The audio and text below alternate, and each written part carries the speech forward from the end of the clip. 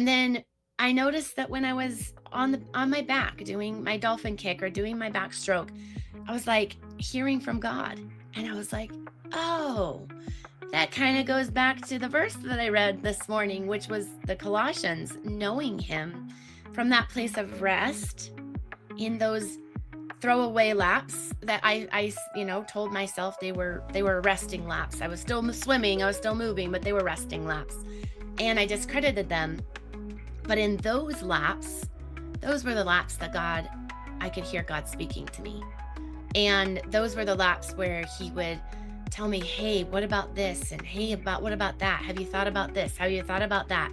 And then I would flip and I would go into my forward crawl and I wouldn't hear anything else. And then I would go back to my backstroke or my dolphin kick. And it was like, whoa. So from that place of rest, my resting laps, God was speaking and I could hear him clearly.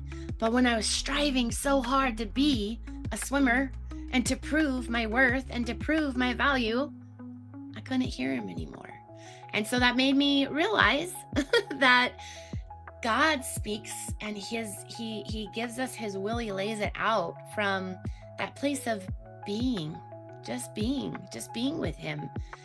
And not always doing, not striving to earn, striving to prove,